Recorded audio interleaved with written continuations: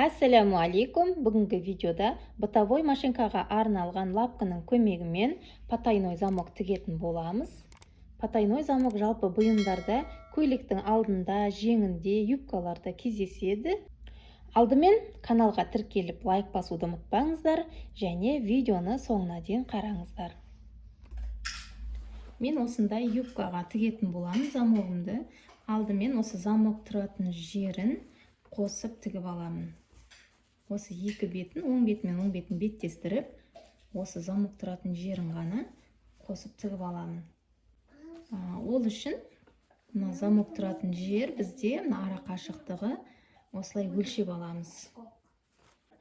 Мен жаңадан замок салайын деп отырмын бұл жерге.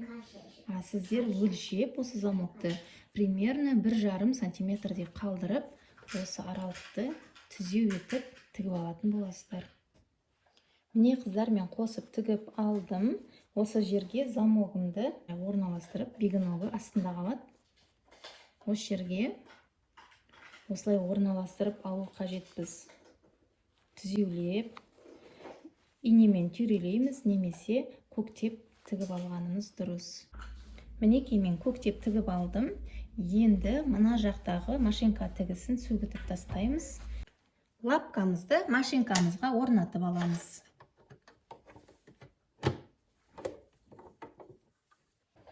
Мінекей, закрепка береміз.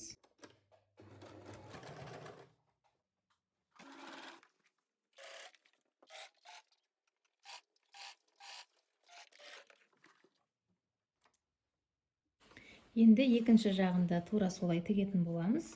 Осылай тістерін ашып отырып замоктың. Енді мына жағына қарай орналастырамыз, оң жағына, лапканың оң жағына. Осылай замоктың ашып отырып, жақынырақ орналастырамыз. Мінекей, закрепка береміз.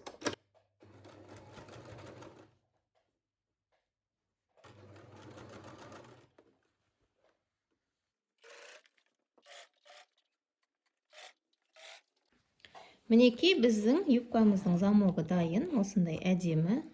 Енді осы шеттерін замоктың қайырып, осылай қарай, ішіне қарай, тағы да бір қайырып, осы жерден кішкене түзеу тігіспен тігіп шығамын.